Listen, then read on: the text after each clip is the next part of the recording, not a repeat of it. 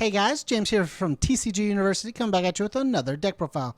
Today I'm going to be showing you Jeff's Swordman deck. So let's get into it. Okay guys, Swordman is a 627 with all fire and order. We're playing our deck under order today. He is a weapon-based character, so our core of our main deck will be weapon-based.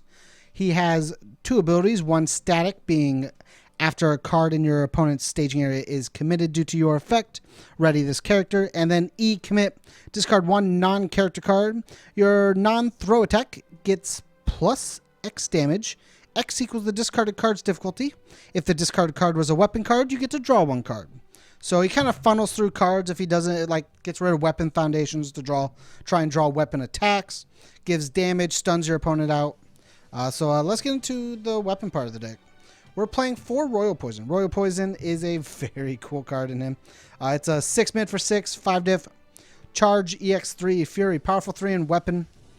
It's mainly really good for the E destroy 1 foundation. If this tech is blocked, you ready all cards in your staging area. All cards include your character, which means you can go Royal Poison. I'll destroy a foundation if you block. I'll commit with Swordman. We'll discard a card and give it plus 5 damage. We'll discard another Royal Poison, give it 5 damage. So now this is a 6 mid for 11. That if they block it, Swordman readies. If they don't, they took 11, and you can kind of be happy with that. You know? Next, we'll talk about Fire Slash. Fire Slash is also a very cool card I found in this deck. It's a 5 diff with no block, but it's a 4 high for 6. You get to reveal 1 card from your hand, and it gets plus 3 damage. If you reveal 1 weapon card and it gets plus 3 damage. And then you can just discard that weapon card with Swordman to draw a card. So like I have this really cool Hidden by Flames in my hand. I'll give this 3 damage by revealing this. I'll Swordman. I'll give it 3 damage, draw a card, and then because of the static on Hidden Flames, this will get 2 speed. It'll be a 6 for 12. Here you go. And then if they block it, sick, I guess. Play another attack. If they don't, they took 12 damage. Everything is about a give and take right now, apparently. This hits really hard, but if it doesn't, my next one's also going to hit very hard. We're playing 4 Hyperbomb. Hyperbomb is a 3 low for 5 with stun 2, meaning the stun will ready Swordman on its own. E, if this attack is not blocked, you get to draw a card. It makes your opponent want to have to block it even more. And then E commit, if you're E commit 1 foundation. If your opponent has more vitality than you do, you destroy 1 foundation that was committed due to the stun ability. So that way, if your opponent ever gets far ahead, your opponent has to pick and choose what they commit just in case you might destroy it with Hyperbomb. It's super strong. You can discard it to draw another card if you need to. There's just a lot of things you could do with like Hyperbomb in general, especially as a leadoff attack. Next, we'll talk about Flame Sword. Flame Sword is a 4 low for 4. Stun 1 combo, weapon combo with a weapon. Everything's a weapon. Combo, you can discard 1 weapon card to draw 2 cards. So you can discard your weapon card, draw 2 more cards, discard with Swordman, ready Swordman because of the stun. You just get to draw and funnel more cards to try and draw more attacks. It's super cool. 4, Violet Squall. Violet Squall is also very good. It's a weapon, combo weapon. The combo E is commit one of your opponent's foundations. So you Swordman, discard your weapon, draw a card, and give it plus X damage. And then you combo E, commit one of your opponent's foundations, and ready Swordman. It's a super strong combo. If you have an asset, you get to draw a card for free. Forces your opponent to block if they didn't already block that first attack you threw at them. Every attack's going to be super big, and your opponent has to figure out which ones they want to block. Onto the assets that are weapons. We got Airindict Replica. It's a 2/5 breaker 3 weapon. Respond commit after an attack is played. It gets +2 or +1 or -2 to its multiple rating. So you kind of get to protect yourself. But we mainly play it as a breaker 3 if we ever need it.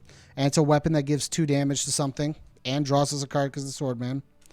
1 Scarlett Thunder. It's a 2/5. Gives 2 damage because of the Swordman. E, discard momentum. If your non-throw attack deals damage, add 1 other card from your card pool to your hand. Meaning if you build up momentum, you can start looping attacks to try and just kill your opponent that way. 1 Omega Sword and Elk Shield. It's a 1/6 weapon. A stack that says you can block with it from your staging area as though it were in your hand. If you block an attack with this, it only deals 1 damage. And then twice per turn, you can flip 1 foundation, and then both players would commit a face-up foundation, which would also trigger Swordman as well. So you can commit Swordman, do a thing, Elk Shield will commit a card of theirs, and then Swordman readies. Super cool combo. And there's two of them, actually. Sorry, my bad. There's two. Thought there was one. And then onto the weapon foundations. We're playing 4 Hidden Behind Flames.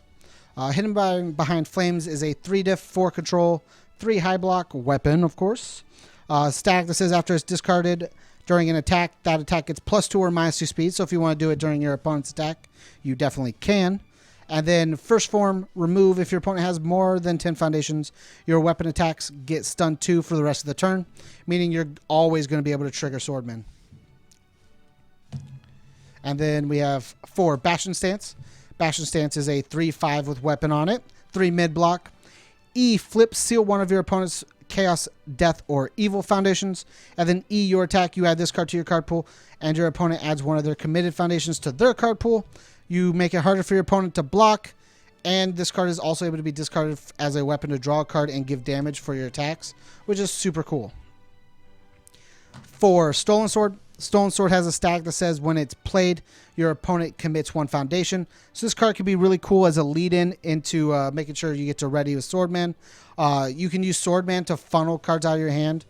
You can discard, I need a low block, discard Bashan Stance, and you don't get it. You can block with so you can commit to do that with and discard that with Bashan Stance, and then you can block with Stolen Sword, which will force your opponent to commit, and then you get to ready Swordman, just because this forces your opponent to commit. The other ability on this card is E, reveal 1 weapon card from your hand. The next time you play a weapon foundation, this turn you get to add it to your staging area, which means you're building while you're attacking, which is also a very cool thing to do. And then the last 2 is 2 Solemn Exorcism. It's a 1/5 weapon that on a block versus a weapon gets breaker 2. And then E, commit. If you have no cards in your hand, draw 1 card. Has a 2 high block and can replace cards from your hand if you ever run out with Swordman. We're playing 1 Nightmare Tears. Nightmare Tears is a 2/4 with a 3 low block. When you attempt to block versus a low, it brings the speed to 0, meaning you're blocking on a 3 basically. During your turn, you're able to commit it. You're able to flip this to make your opponent commit and freeze a foundation, which would ready Swordman as well. It's really cool, and it protects you. We have 3 Malfestation. Malfestation says anytime it's committed due to a cost or if it was stunned by your opponent's effect, your opponent commits 1 foundation. If any of those things would happen, you get to ready Swordman as well, which is very cool. It prevents stun, and then if they do stun, you get to ready your character. Or if you do have cost abilities, it does also ready your character. 1 Tijuana Groceries. Sometimes you check bad, so being able to ready Tijuana Groceries every single attack you do that. It allows you to free up some foundation space and still get to play the game. 1 Last of His Kind. Last of His Kind is a 2/5 unique with the 2 low block. E, lose 2 vitality. This attack is -4 damage. Extend your life total a little bit. Desperation E, your attack gets 2 damage. And Deadlock E, your attack gets 2 damage. If at any point you hit one of those, you get free damage and makes your attacks even more lethal. 1 Retreat Arctica. It's a 2/5 unique. E, destroy before the damage step. If this attack has 3 or more keywords, reduce its damage to 0. Living as long as possible is a very cool thing to do. You never want to die. You want to win the game. So making sure you don't get hit by things is needed. We do discard our entire hand, or discard as much as possible. So having no hand happens a lot, and passing the torch helps us with that. It's a 2/5 with a 3 mid block that says enhance commit. Either draw 1 card, or if you have no cards in hand, draw 2 cards. Next is World Without Battle. E, flip. This attack with a keyword ability gets +2 or -3 speed. It's good defensively and offensively. Then Desperation E, flip. If there's at least 1 face-down card in your card pool, draw a card. If we ever get one of those, that happens. But it's good for increasing the speed of our attacks to make sure our damage gets through with Swordman, or decreasing speed to make sure we don't get hit. 2 Linku Grand Master. E, once per turn, commit 1 sealed foundation in your opponent's staging area, and E, commit 1 foundation. Your stun attack gets +2 damage. It's a 2/6 that just allows us to check better and get more damage on top of our stun attacks. 3 Feifei.